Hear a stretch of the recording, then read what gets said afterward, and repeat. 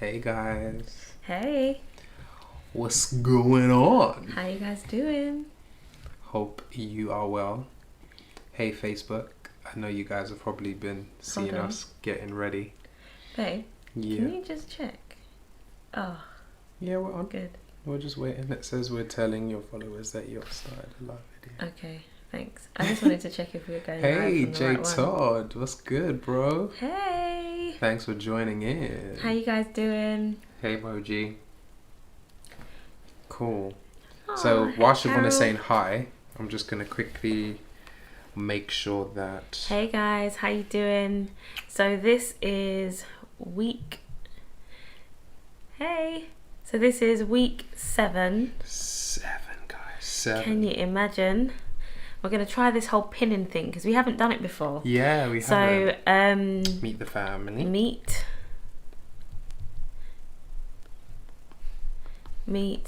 the family.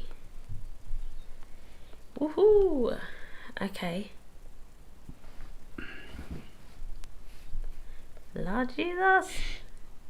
It's not pinning. It's not pinning. Hold on. Aha. Slide. You swipe. Can you? No, that's it. It's done. Yay! Okay, cool. Thanks, guys. Woohoo! Yo, what's good, peeps? What's good? Not a problem. You catch up when you can. Nice one, guys. Okay, so Cool. yeah, we're saying hi to everyone who's coming on. Yeah. It is so great to see you guys. Hey Tenny, Yeah. hey Leah, hey Abby. I'm sure Stace. I'm sure there's a whole heap of people up on here. Hi guys. For those who I didn't get to greet before, I do apologise. Today we have so much to go through. I am Yes. excited and I don't want to miss a beat. Yeah. So we might be looking down quite often just to Yeah, check we're just that checking we're that going through all Facebook the is okay. all the points because Jesus, there's a lot. So I'm praying that you guys saw the questions for this week. Yes. And the questions, it's just so exciting. Miss you guys. Miss you too, Jay. Hey, Stace. So Sorry, my head is like down. Trying to make sure everybody is okay on Facebook. Yeah. So, and they can see us okay. Brilliant. Yes. Awesome. Yes, babe. Go for it. So the questions for this week. Yes. So we've got one question that we're going to start with. The Yeah. other question, we're going to move it to the end Yeah. because it ties in with what we're talking about today. Yeah. I'm guessing that some of you will already know what that is. What it's going to tie in with is the question is, question 1, should dating be exclusive to one person? That's the question we're going to tackle straight away. Whew. The next question is, in a relationship, who should take charge spiritually? Jeez. That's a juicy one. That Yummy, one is yummy, going to go to yummy. the end of the show. Not the Yummy, end, but yummy, somewhere in the yummy. middle towards the end because we have so much to Yeah. cover in that bit Yeah. that we just thought there's no point It's in trying to... meaty. It's quite It's meaty. I mean, very generally, meaty. you know us. We go in, we give meaty stuff from the beginning, but yeah. So let's go straight in. Cool. But before we Oh, yes. start, for those of you that are joining us for the very first time, Yes. my name is Ulrich, And I'm Siobhan. and this is the journey So so far. far. All of this that we're doing, we've been doing it for 7 weeks, guys. This is week 7.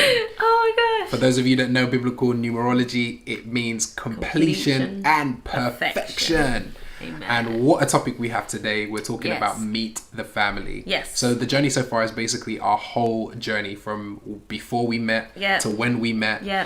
how we got into dating, Yeah. how we got to where we are today. 10 years of marriage. We're Yeah. celebrating this This year. September. Yeah.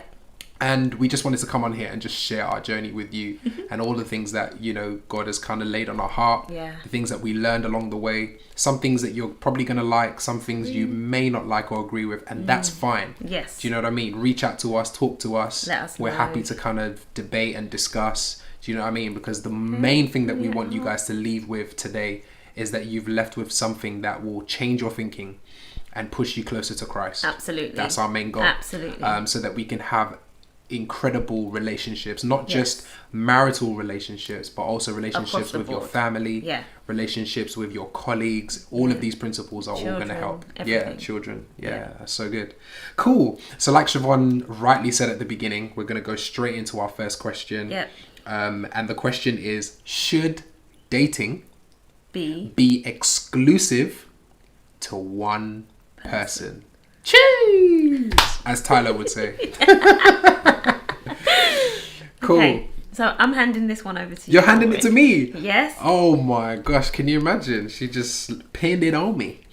Okay, cool. So I have very strong views about this. Yes. We were listening to another live not too long ago where this topic was discussed. And I'm so glad that somebody took the courage to ask us the question. Yes.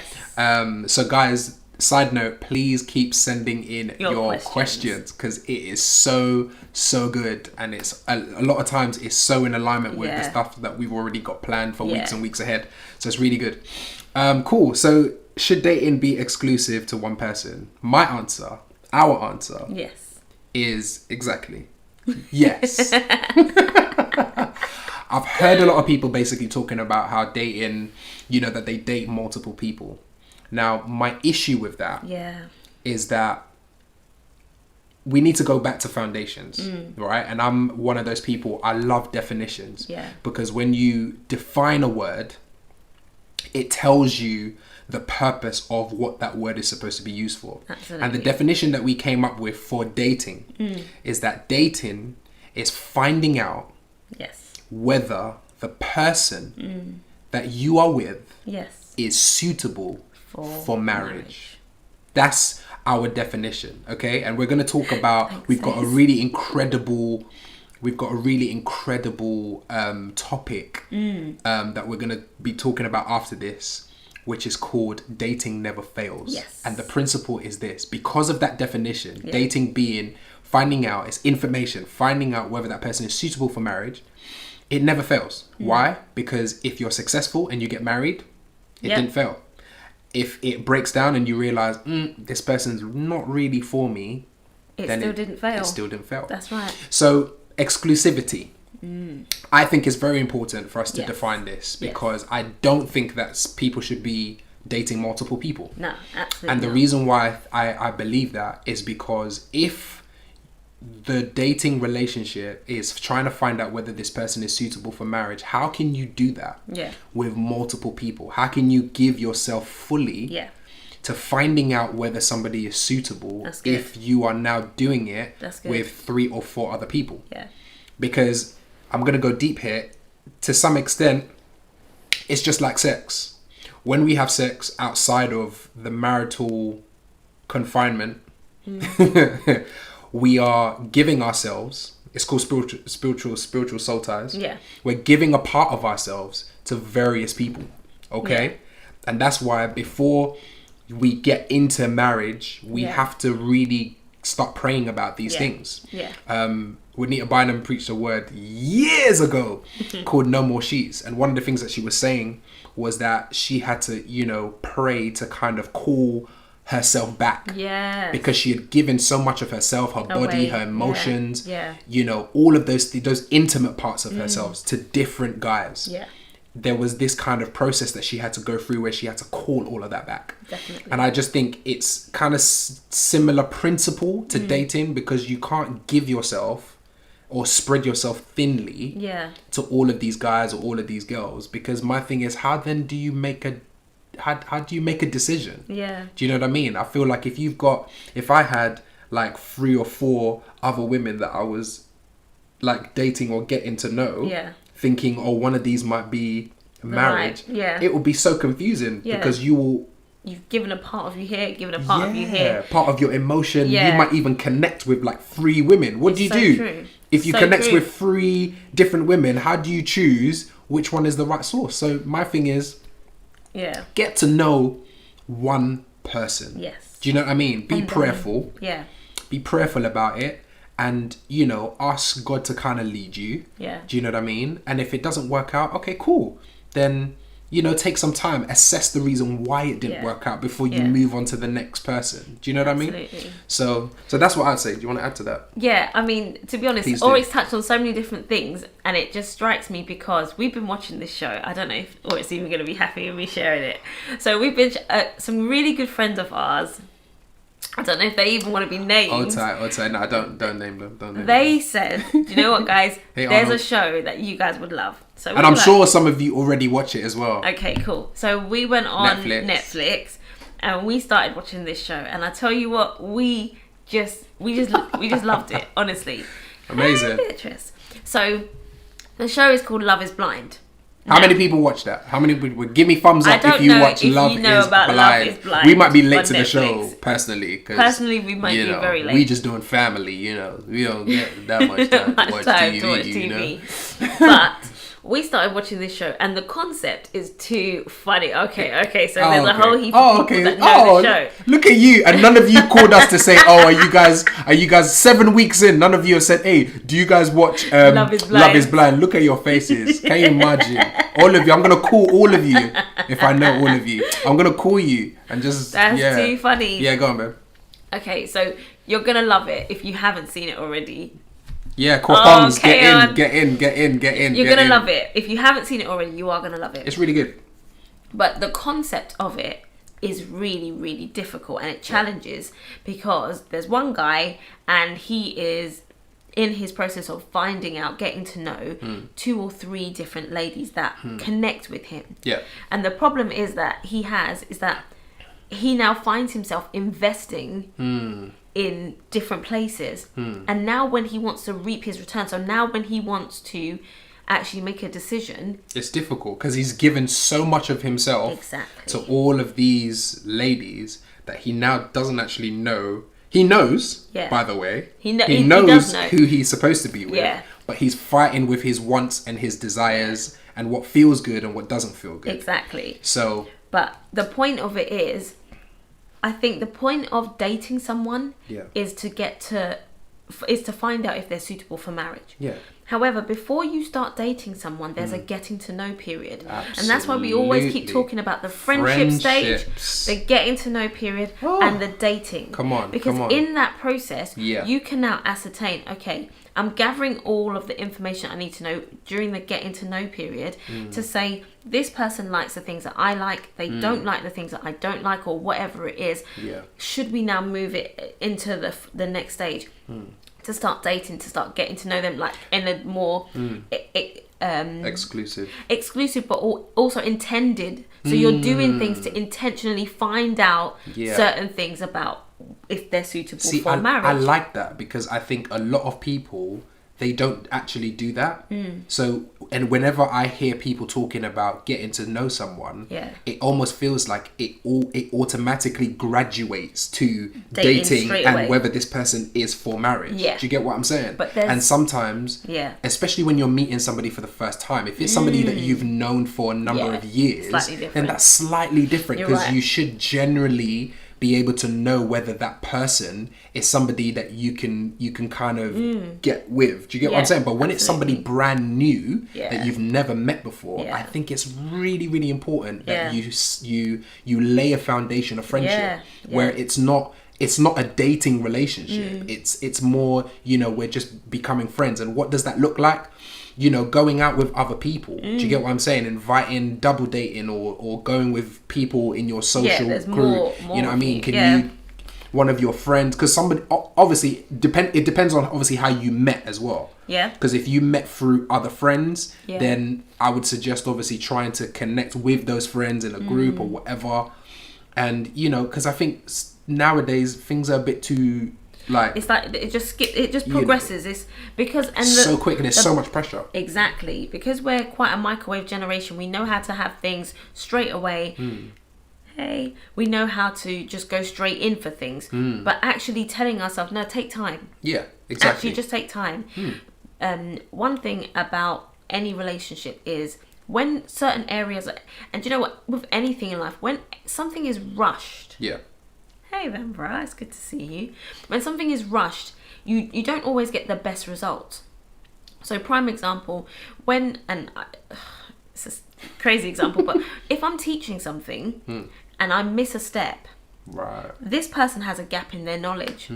So it means now when I want them to move on to step 3 or step 4, if they didn't actually complete step 2 and understand it and actually fulfill what is needed in that step, when you get to step 3 and step 4, everything else is more challenging. Yeah. So the point is that when you're dating someone, before you get to that dating stage, there is the getting to know stage.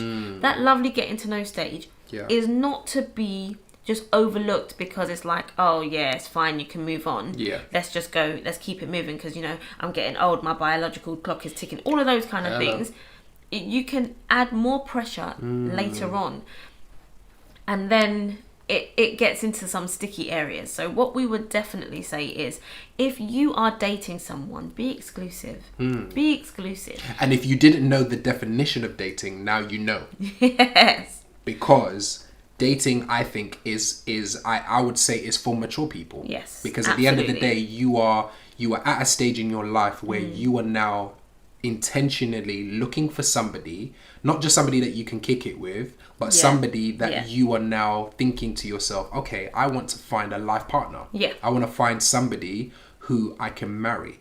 Really and truly, that's the only time that we should be getting into dating relationships. Because if you're just dating just for the sake of dating, then there's a problem. and there's no purpose. That's why if you guys who watched the first date, when we went on our first date, on my list was marriage. And Siobhan was freaked out.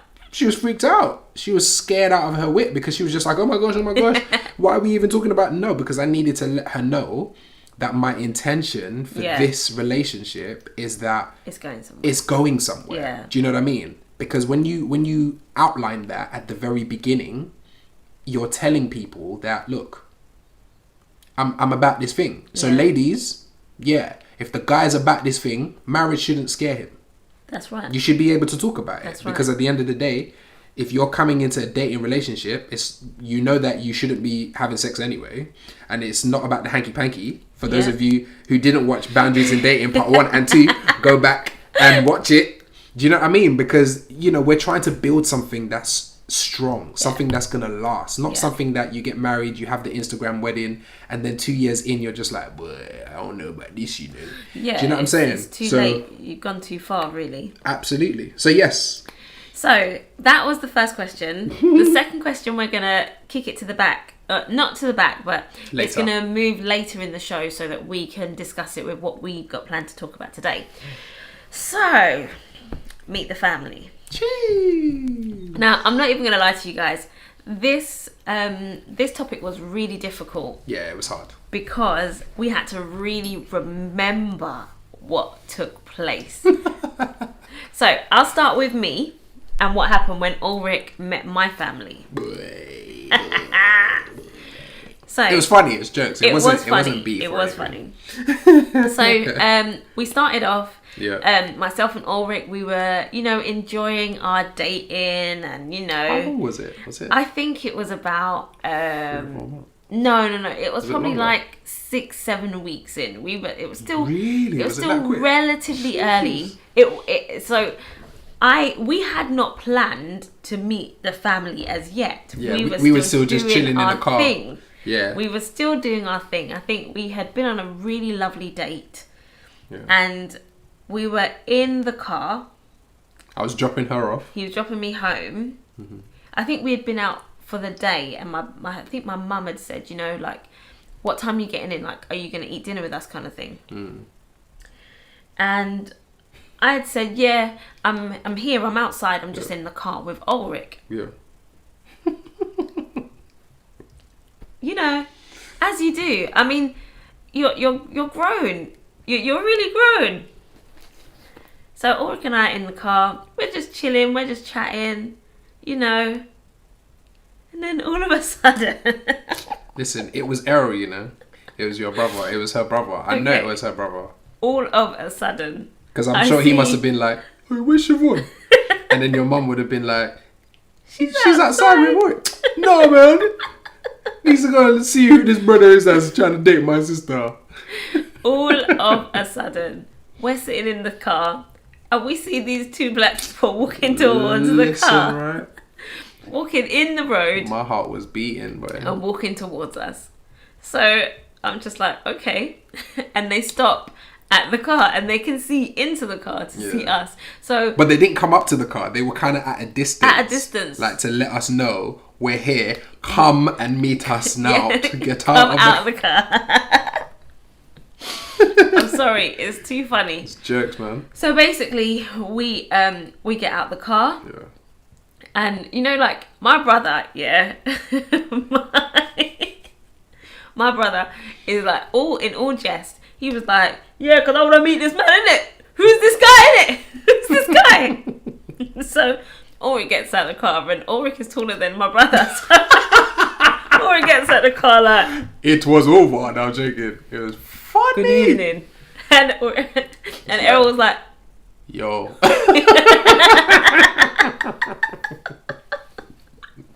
He looks up to him. And he's like, oh, God. Yo, what's happening? I'm Siobhan's big brother. I'm her older brother, Errol. And so it continues. So my mum and Errol, way before we had even intended, they gate crashed they were just like, listen. Super early, boy.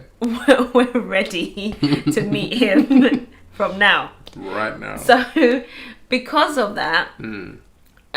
he did. My brother's a joker though, so it wasn't like there was no beef or nothing like that. It was all jokes. Yeah. So because of that, Mum said, "Listen, you guys stop doing this meeting in the car. Why don't you just come in and have some dinner? Ulrich, come in, eat some dinner with us. Have you eaten?" And we're like, "No, we haven't eaten as yet." So then, as a result of that, Ulrich comes in to the house. Jeez. So there was no forewarning. We didn't get to say. I was not prepared. Cool. I like to be prepared with these things. Up until this point, everything has been preparation, calculated moves, and my mother-in-law just came in and said, "No, just mash up the whole run-ins, man." So then it was just like, okay. I was like, what do I do? This is it. What do I do? Am I dressed appropriately? Yeah. Like, oh my gosh. You were dressed. We were dressed already because we'd been out on a date. So it was nice, but it was out of our hands. We didn't have no we didn't have no time to kind of like, okay, are we ready for this? Is our relationship like at this stage kind of thing? So anyway, it's funny, man. We go in the house and it's almost like they had planned. Yeah, they had decided this is what they're gonna do. They had set up the place. They had, anyway. So we get in there and I'm like, "Mum, this is Ulrich. Mum, Dad, this is Ulrich. This is my dad." And you, guys, you have to understand. So Siobhan doesn't. Well, she knows this now, but I've been raised very well. Okay, my parents instilled some very important manners. Okay. And one of them, and many of you can relate to this, is that when you're greeting somebody who's older than you, you call them auntie or you call them uncle. And I remember that I think I called her like auntie or something. Yeah. Like I didn't, because for us African people, we have a problem with calling adults by their first name. So this is what I'm saying. I wasn't prepared. I just wasn't prepared. So it's like you're trying to say hello auntie and it's just like, okay guys, so I don't think we actually said this at the beginning. So I'm from Sierra Leone. Yes. So I'm West African. Okay. I was born in Sierra Leone. I came here when I was 9 and the rest is history. Siobhan, her mum is from Montserrat, an island, a Caribbean island, and her dad is full Jamaican. Yeah. Okay, so I'm coming into this house now with the training that I have. See, we're gonna talk about this thing because this mixture of culture is a mad thing because I wasn't prepared for the parents, guys. So I'm all there auntying and uncling, and they're looking at me like, what wrong with you? My name is Hana. Just call me by my name. Just call me by my first name. So even that transition for me, it was a problem because I'm looking at potentially my future mother-in-law and I'm calling her by her first name. There's certain aunties in my family that I don't call them by their first name. Do you understand? Oh my gosh, it was crazy. Yeah, but it was too soon to start calling them mum and dad. Yeah, way too soon. It was like, this was like a couple of... We weren't even 2 months in. It was still early. So anyway. Trembling, man. We, so they set the dinner table. And for Ulrich, he now watches me go into automatic mode. So the table is out. We start getting the placemats. We start getting cups out. We start making drinks. We start getting cutlery. We start getting plates. And Ulrich's kind of like, So Siobhan has a younger sister. Yes. And a younger brother. Yes. So, and Errol was my older brother. Was he was there as well. Was he staying at your house? No. No, okay, cool. So all of them, 4 siblings. 4 siblings. So I'm coming into the house. 3 siblings. There's 4 of us all together. Yeah, 4 of us all. So I'm coming into the house with the whole family around me, unprepared. Yeah. Being told you can eat dinner. Yeah. Okay. So the dinner starts being I'm saying all of out. that so that you can feel my pain and the pressure. So the dinner's laid out, you know, it's a Sunday or must have been a Sunday. So there's rice and peas, there's chicken, there's fish, there's, you know, the greens, there's the full whack. My mum didn't prepare like a special dinner. She didn't expect him, but she had prepared a Sunday dinner. What Ulrich kind of was taken aback by was the fact that we all went into go mode. Yeah. It's dinner time, there's things to be done. So like if my dad is not choosing the music that we're going to listen to whilst we're eating dinner, my sister is getting the food or the dinner, like making the gravy, someone's doing the salad. There's all of that going on, hustle and bustle. Yeah.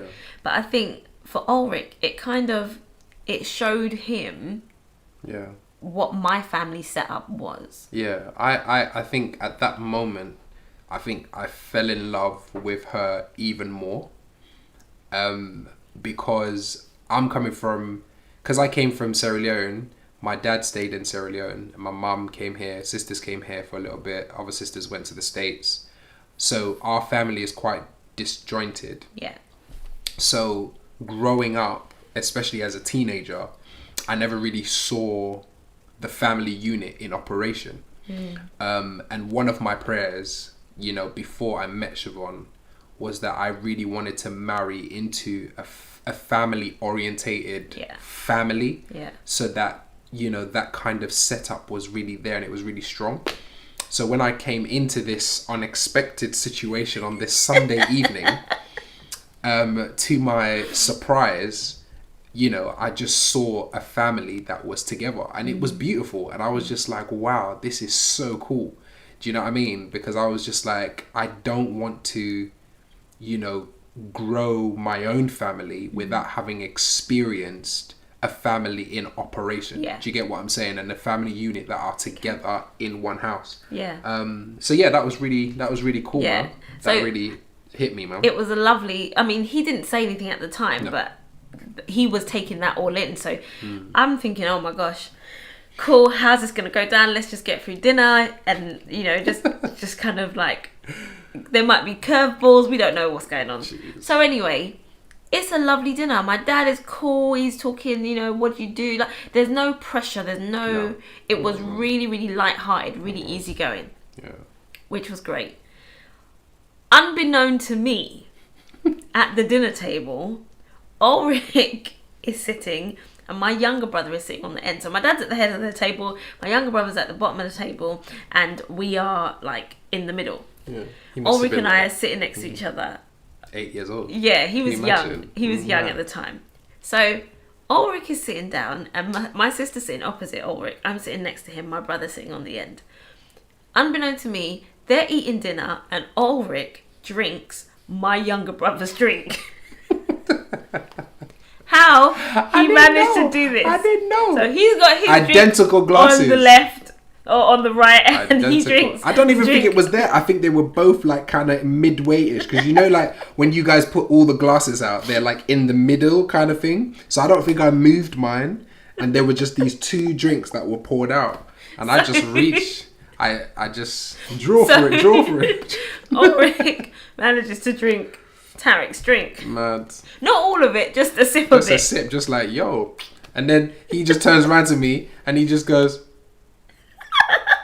hey, Hey, what's going on? But Tariq, he's a young kid at the time, so He's 8 years old. He can't be like, he can't make a scene. He's just looking at this guy like, who is this guy drinking my drink? Quick time, boy. Quick time. I just swapped them drinks, boy. Just swapped over his drink and gave Tariq his drink. So Tariq starts drinking Ulrich's drink. You know them ones, it's like, shh, don't say nothing. Don't say nothing. Just take this Just one. take this one. So Tariq drinks half of his drink, and then Tariq, being cheeky, gives it back to Ulrich. Hold on. I wanted to just... Half full. So he's like, yeah, cool. Now we're even. But I didn't know any of this was going on. Yeah. I'm sitting down eating my dinner, just praying underneath my breath, hoping that everything's fine. This is what's going on right next to me. My sister is watching all of this going on and she's just cracking up. But she's staying silent because we're still having some light-hearted conversation where mum is asking questions and my dad is talking and all of that kind of stuff. So where you from? All of that, but it was easy. It was easy going. But that has always stood out to us as something that we will never forget with meeting the parents. Definitely not, man. With him meeting my family. Absolutely. And just the crazy things and the way how that kind of handled it allowed Ulrich and Tariq to form their own bond. And so when they saw each other the next time, it was like, he's cool. It was just funny. So guys, don't be afraid of the embarrassing moments and things like that because they come. It's all part of it. It is part of it. I mean, oh gosh, I don't want to tell you some of the embarrassing moments we've had because really, Lord Jesus. Them first impressions. I'm telling you. I'll tell you. It's important, but yeah. So the first time that I met Ulrich's mum, was just on a different level. So because Ulrich was kind of forced in at the deep end to meet my family, it was kind of like, okay, cool. Might as well just do this. Meet his mum because his siblings they weren't in the country. His dad's not in the country, so it's not going to be as big. Come down and meet Ulrich's mum. Come around for dinner. So it was like, okay, cool. So I am preparing myself to go to Sierra Leonean home. I'm just like, Lord, whew, it's gonna be on like Donkey Kong. I know I can't take too much spice, but I'm gonna try my best. I'm gonna do this. Pepper soup, come on, let's go. Jollof rice, come on, let's go. I was excited. I tell you, no word of a lie. I was excited to get in that house and taste that food. I was like, yes, we're gonna have some real AF food. I have some real AF.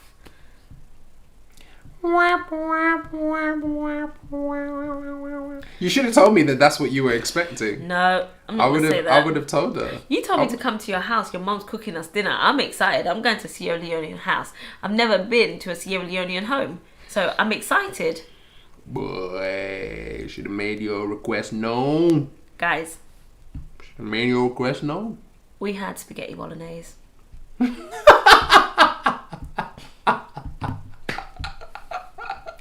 It was spaghetti bolognese, guys. Spaghetti bolognese. I was like, listen, yeah. Spaghetti bolognese. Spaghetti bolognese, man. That's what I'm talking about. I could have made that for myself at home.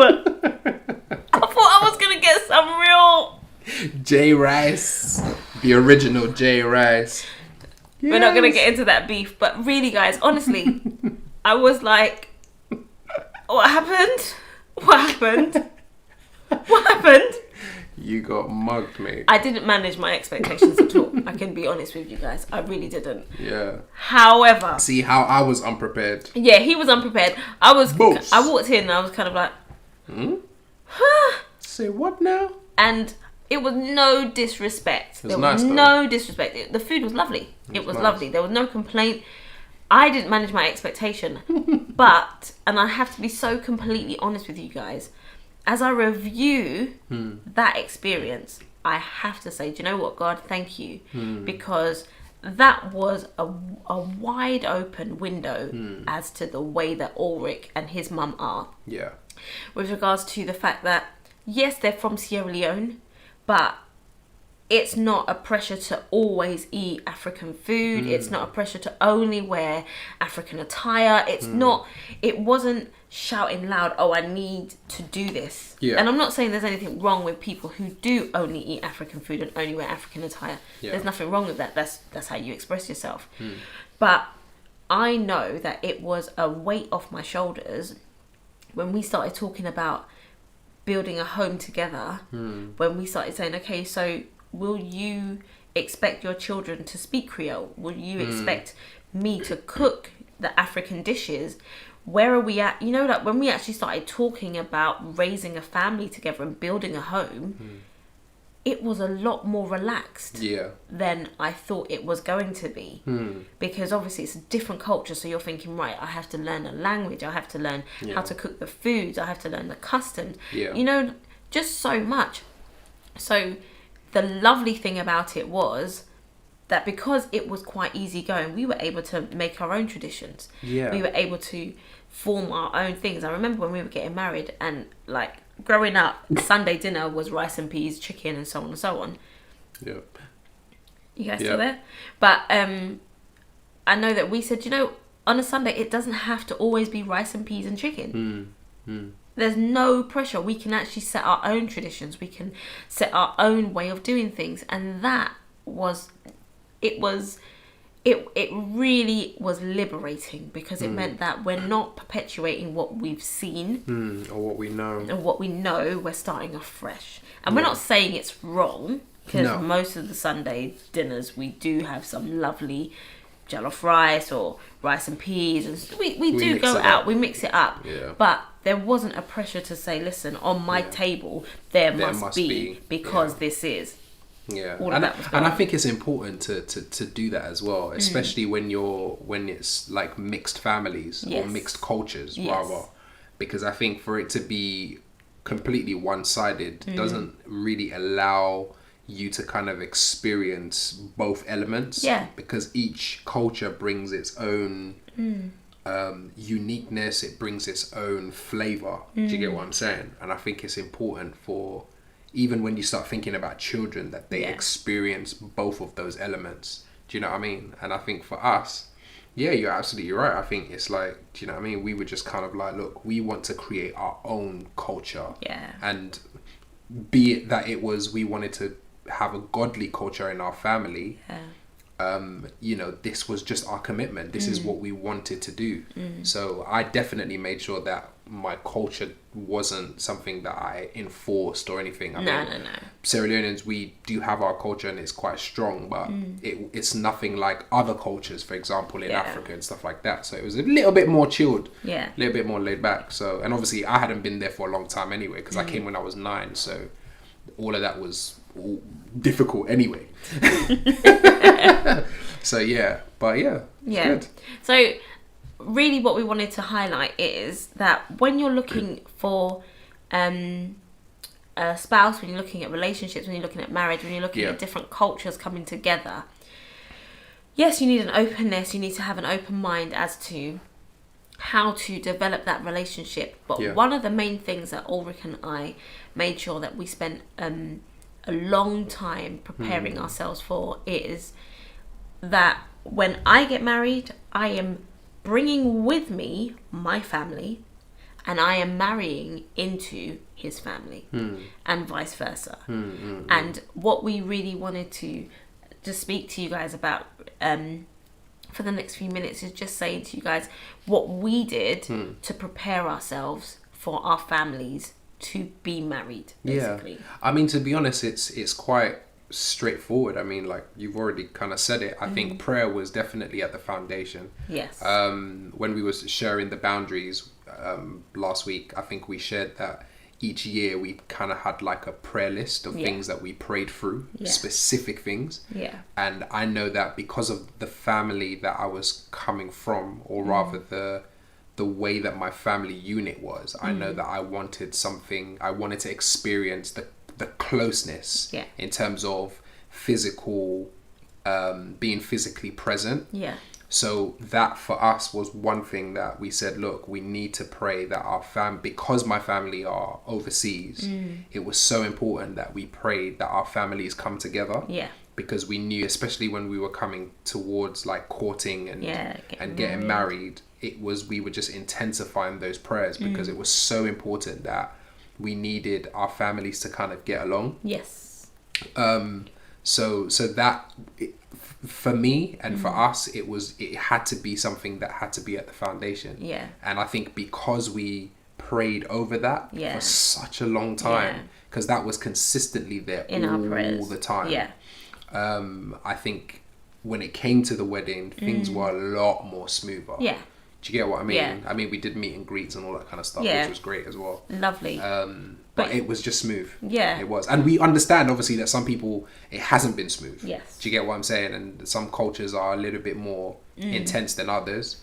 But I think putting that prayer at the center, especially for those of you who might be thinking about dating, or even if you're married and there's still friction, praying about it is very, very, very important. Because when you have that foundation of prayer, it's like you can rest easy, because even if things kick off, absolutely, because even with that, you know, we both, like, even the family beefs and stuff like that, do you know what I mean? When it got heated, it was just like there was peace in ours, because we knew, irrespective of what was happening, things were gonna get better. Do you know what I mean? Because we had prayed about it. So, and I think just to be encouraged, guys, that it's not to say that it's impossible, but it is achievable. And if you haven't, so for those who are married, you're praying basically that things can come together more. But for those who are not married and you're looking at like things to consider, when you're looking at relationships, when you're looking at marriage, it's not just about the lovey-dovey, the romance and so on and so on. Be prayerful that your families will get along, that your mothers will love each other, will be friends, your fathers will be friends. That, I mean, just actually have relationships. I'll never forget, before or just after Ulrich and I got married, my auntie, she's passed now, but my auntie that we love dearly, she met up with Ulrich's mum, and they would actually just go and spend time together. They would go around to each other's house and just hang out, and that for us was like, this is crazy. But it was it was the evidence of our prayer that we had prayed for years beforehand, that our families would get along. Right about now, anytime it's Ulrich's dad that's travelling to come to the UK, best believe he's bringing something for my parents, and best believe before he's leaving, my parents are sending him home with stuff. Like, there is such a beautiful unity, and it's not even just Ulrich's dad, it's Ulrich's mum as well. It's just such a unity that we have, that without us, they can still communicate. They have each other's numbers, they call each other. There is that ability to have that, and that needs to take place. I remember Matthias once said, "Grandma, do you know my other grandma?" And she said, "Yeah, she's my good friend. She's one of my best friends." She's like, "How do you know my grandma?" It's supposed to be that way. I think for so long we've seen the disjoint that we think maybe that's the way it's supposed to be, but it's not. It doesn't have to be that way. And actually, you can pray that into being. It doesn't have to be an in-law beef that we always keep seeing on television. Yeah, and I think also as well, I think there's also steps that you can do to develop those relationships. Because I think, obviously, we know loads of people where they don't have the privilege of having in-laws like that, or even be in relationships where the families are getting on, because some people are going through some tough times with like family and stuff. True. But I think it's also about what you do as an individual, because I think we also have to make the effort as well, you know, to either contact those in-laws, contact those parents, and so that they can get, because you're not just dating the person, you're dating their family. Absolutely. If you're in a dating relationship with someone, you're dating their family, not just the person. That's good. One thing that, you know, Siobhan always says when we talk about relationships is that when you come together in a marriage, if she's 25 years old, I'm 25 years old, when we come into the house, that's 50 years in one household. Yeah. That's 50 years, 25 years of her doing how she's done it with her family. And that's 25 years of you doing it, how you do it with your family. So it's not just the marriage of the two of us, but it's the marriage of our families. Yes. Do you know what I mean? Absolutely. And if they are families, yes, there's gonna be friction. I understand that. But just like with any relationship that you're trying to develop, just do little small things to just kind of show that, even if it's a text or just a message and all of that kind of stuff. Like I'm really bad. I must put my hands up, and my family would probably say, with the whole communicating thing, because I think for me, growing up, I struggled with relationships that were not present. Yeah. Do you know what I mean? Because obviously, as you guys know, my families were all kind of disjointed, so I grew up that way, not seeing my family around. So the communication thing was always a struggle, and even till today, it's still a struggle. Yeah. Do you know what I mean? You But actively work on it though. But you have to work on it. You have to try. You need to, try to call or try to, message, and and it builds from there. Yeah. But so the question that was asked. Yes. Question number 2 was, who takes charge of the spiritual relationship? So who is spiritually in charge of leading? So in a relationship, yes, who should take charge spiritually? That's the question. Jeez. Okay. Well, so when we were preparing to answer this, we went back and forth and back and forth. Aaliyah, back. Hey. So behave yourself. Sorry. We're on TV. So basically, in a nutshell, we would like to debunk the myth of in charge and leadership. Come on. Because when we start saying who's in charge of the spiritual like relationship, it almost seems like all of the control or all of the decisions has to come down to this one person. Yeah. And we disagree with that. Yeah. But we do agree that there is a final decision maker. Yeah. So the course of the relationship can take different forms, but at the end of the day, the buck will stop with one person. And that one person is the husband. 100%. It is the man. The man in the relationship is the final decision maker. He makes the final call. However, to make things, and this is something that we did and we found it really, really helpful, what we would honestly and always advocate is make it easy enough for the two of you not to feel like this is your responsibility. Yeah. You need to do this. Yeah. Because the minute you get into that, people get their back up and it gets quite defensive. It's not even responsibility, babe. This is your role. Yeah. Because the issue with marriages or relationships as a whole is when you begin to say this is your role. Because historically, the man is supposed to be the highest earner. The man is supposed to be the one that goes out. The woman is supposed to be the homemaker. Yeah. Looking after the kids, looking after the house. And we all know that obviously in today's world, those things have shifted where women are the highest earners in their families. There was a season where Siobhan was earning a whole lot more than I was earning. Do you know what I mean? So, but I think what we need to kind of clear up is making sure, like Siobhan rightly said, it's about understanding the responsibility, the spiritual leadership of the home. So our answer to this is, in a relationship, who should take charge spiritually? It's not really about taking charge. No. It's about who is the spiritual leader of the family, and that responsibility is the man's. Yeah. So, and I think for the men out there who kind of feel, well, no, she can do it. You know what I mean? She knows more Bible than me.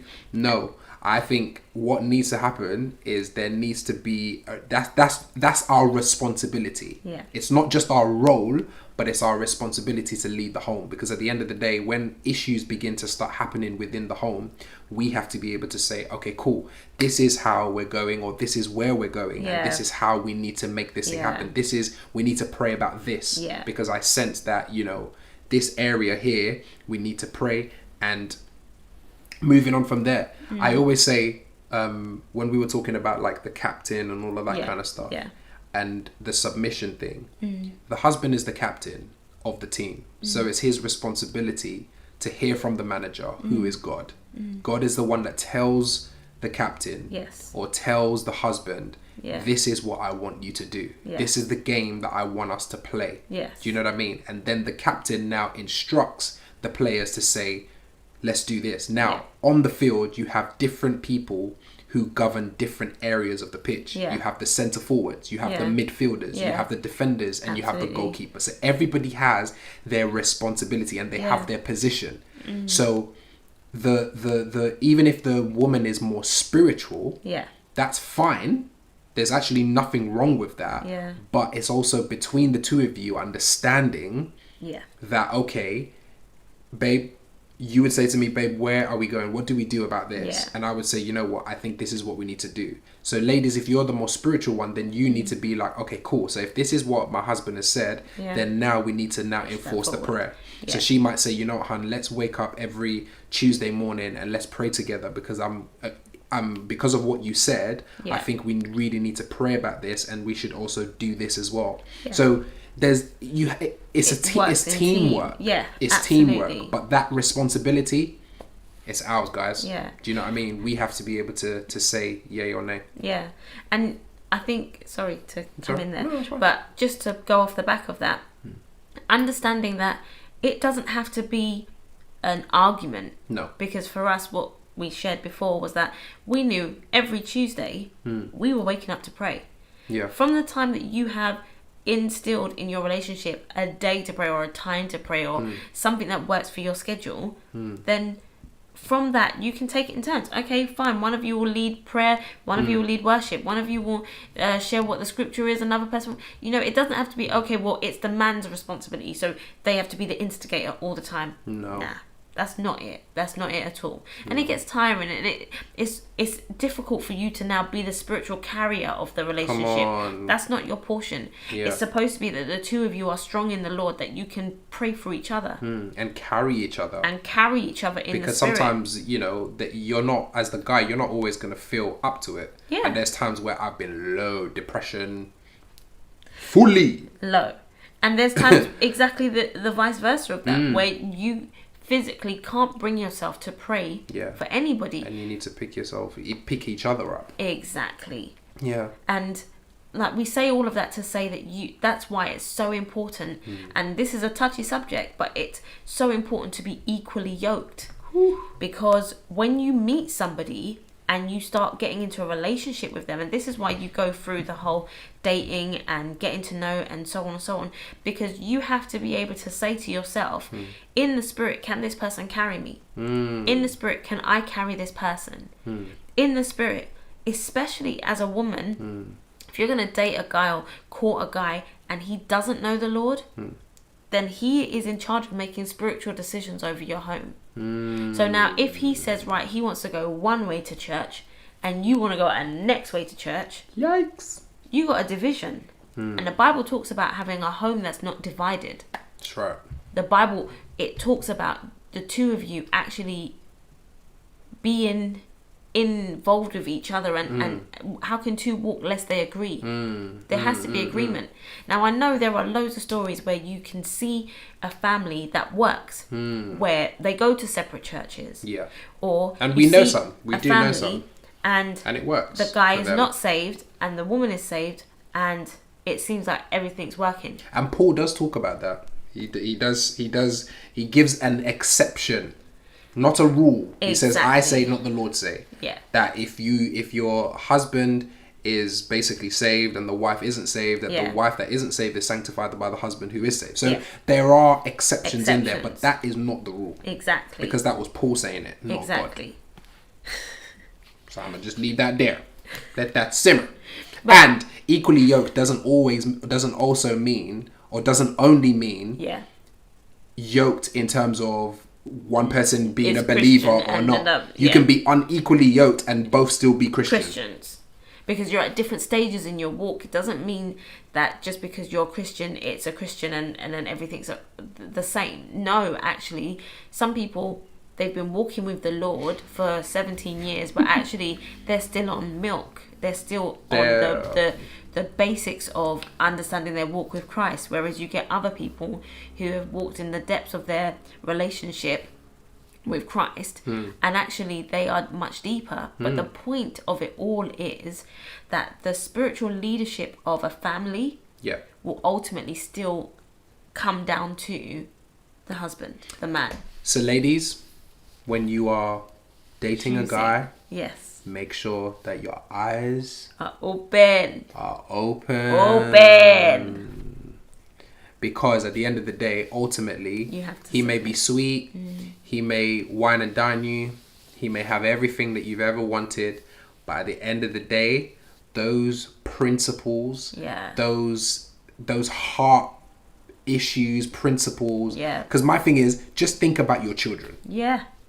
Think about your children. If you had children and you wanted this guy to be your husband to raise those children, how would he raise those children? What about his attitude? What about his mannerism? What about everything that he's given to you at this point in the relationship? How does that translate if you guys had children? We're going to leave you guys on that point. Let you guys think about that. But guys, thanks again for tuning in. Like I always say, we love the fact that you guys have kind of just tuned in this Tuesday evening to listen to us talk. Because you could have been watching a Netflix show. Could have been watching Amazon Prime. And you could have been watching Disney. For those of you that got Disney. But yes, truly guys, it's been an honor. We have a bit of a surprise. I don't know what you guys are doing on Thursday evening, but we have been invited to go live with the sit down. So it's with our brother Icy. For those of you that don't know him, he's like a rapper. He's been rapping for as long as we can remember. Ages. He's amazing, and he's got this show called The Sit Down, and we've been invited to basically go on his 21 questions. So he's going to be asking us 21 random questions. So we're not prepared for it. So we're literally freestyling. Siobhan is freaking out about it, but I'm like, cool, come, bro. Do you know what I mean? And we only get one pass card. Oh, Jesus. One pass card, right? So it's going to be fun. It will be. So if you guys are available on Thursday, it's at 9 p.m. as well. Join us. Obviously, we're going to be live. So you can join us on We Are The Cokers. But I would just say, look, just follow his page. The Sit Down. The Sit Down. And he's doing all these conversations with different people every week on a Thursday. So please support him and what he's doing. It's absolutely amazing. So we're going to be there on Thursday night, guys. So please join us.